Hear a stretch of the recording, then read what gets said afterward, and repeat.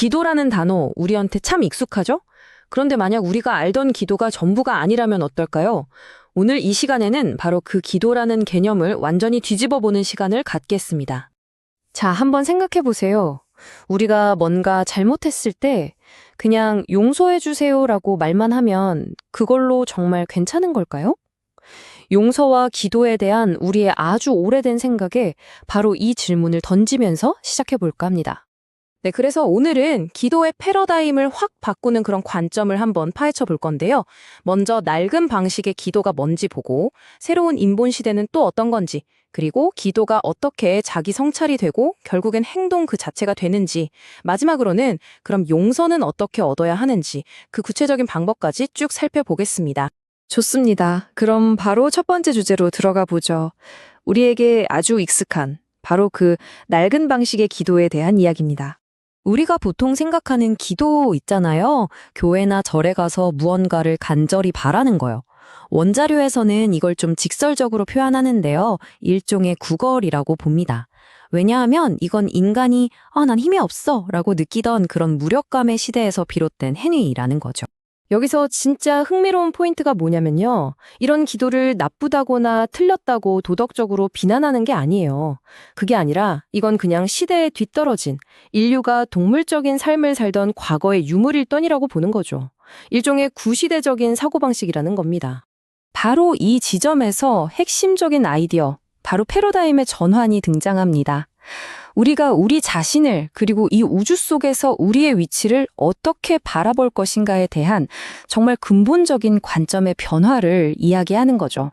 이걸 보면 두 시대의 차이가 확 느껴지시죠?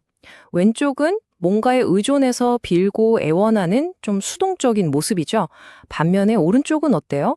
존엄하게 책임감을 가지고 스스로 가치를 만들어내는 훨씬 주체적인 모습입니다. 이게 바로 동물적 시대와 인본 시대의 극명한 차이라고 할 수 있겠습니다. 핵심 주장은 이겁니다. 인간의 시대에는 더 이상 구걸하지 않는다. 사람은 누구에게도 비굴하게 굴거나 무릎을 꿇을 필요가 없다는 거예요. 절박함이 아니라 인간 본연의 존엄성을 가지고 살아야 한다는 거죠. 자, 그럼 이런 질문이 생기죠. 이제 빌려가는 게 아니라면 도대체 교회나 절에는 왜 가는 걸까? 모임의 목적 자체가 바뀌어야 한다는 이야기로 넘어갑니다. 여기서 제시하는 새로운 목적은 바로 공부입니다. 일종의 자기 성찰을 위한 학교 같은 거죠. 가서 새로운 가르침을 배우고 그걸 바탕으로 내가 지난 한 주 동안 어떻게 살았지? 하고 내 행동을 돌아보는 거예요. 그리고 거기서 내 잘못이나 실수를 깨닫고 앞으로는 이렇게 살지 말아야겠다 하고 다짐하고 돌아오는 거죠. 뭔가를 달라고 비는 자리가 아니라 더 나은 사람이 되기 위해 배우고 성찰하는 자리가 되는 겁니다. 이걸 아주 멋진 비유로 표현하는데요. 바로 자신의 경전을 만지는 것이라고 합니다. 옛날 책만 줄줄 읽는 게 아니라 내 삶 자체가 바로 내가 읽고 성찰해야 할 가장 중요한 경전이라는 뜻이죠. 정말 강력한 메시지 아닌가요? 자, 그럼 이제부터가 진짜 핵심입니다. 이런 자기 성찰이 어떻게 행동으로 그리고 진짜 기도로 이어지는지 가장 파격적인 아이디어를 한번 살펴보겠습니다. 이걸 이해하려면 먼저 세계관을 살짝 바꿔야 하는데요. 우주 혹은 대자연을 하나의 거대한 에너지 덩어리, 생명체라고 보는 겁니다. 신이라고 부를 수도 있겠죠. 그리고 우리 한 사람 한 사람은 그 거대한 생명체를 이루는 아주 작은 세포 하나하나와 같다는 거예요. 우리는 결코 분리된 존재가 아니라는 거죠. 자, 우리가 모두 연결된 세포라면 어떻게 될까요?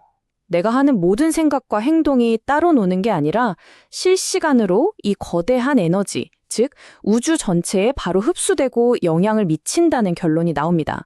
이게 바로 실시간 기도의 개념입니다. 그래서 이런 말이 나오는 겁니다. 당신 앞에 있는 사람을 어떻게 대하느냐가 바로 우주를 향한 당신의 직접적인 기도다. 굉장히 구체적이죠? 따로 시간을 내서 기도하는 게 아니라 내가 지금 이 순간 사람을 대하는 태도, 내 행동 하나하나가 곧바로 우주에 보내는 메시지, 즉 기도라는 겁니다. 좋던 나쁘던 말이죠. 네, 그럼 이제 정말 현실적인 문제로 넘어가 보죠. 알겠습니다. 말로 비는 건 의미가 없다고 칩시다. 그럼 내가 진짜 잘못했을 때 어떻게 해야 용서받을 수 있을까요? 말없이 용서를 얻는 법, 그 구체적인 행동 지침을 한번 보겠습니다. 방법은 아주 명확하고 전부 행동으로 보여주는 겁니다. 첫째, 말을 멈추는 거예요. 내가 그래서 그랬는데 같은 변명이나 남일에 대한 간섭을 일절하지 않는 거죠. 둘째, 시선을 낮춥니다. 막 따지고 대들려는 자세가 아니라 겸손한 태도를 유지하는 거예요. 그리고 셋째, 그냥 묵묵히 내 할 일을 하는 겁니다. 내 책임과 과업에 조용히 집중하는 거죠. 이런 행동의 변화를 꾸준히 유지하는 게 핵심인데요. 그러면 신기하게도 상대방의 마음이 저절로 열린다는 겁니다. 가벼운 잘못은 한 3일 정도, 좀 더 중요한 문제는 7일, 정말 깊이 뉘우쳐야 할 일은 21일 정도 이 태도를 유지하면 다쳤던 마음이 자연스럽게 풀린다는 거죠. 말로 설득하는 게 아니라 행동으로 보여줘서 시간을 주는 겁니다. 결국 진짜 용서는 말로 얻어내는 게 아니라는 겁니다. 나 변했어 라고 100번 말하는 것보다 변화된 행동을 묵묵히 보여주는 것, 그걸 통해 얻어지는 것이 진짜 용서라는 거죠. 자, 오늘 이야기의 마지막 질문입니다. 만약 우리의 모든 행동 하나하나가 기도라면 지금 이 순간 당신의 삶은 우주를 향해 어떤 기도를 올리고 있습니까? 한 번쯤 깊이 생각해 볼 만한 질문인 것 같습니다.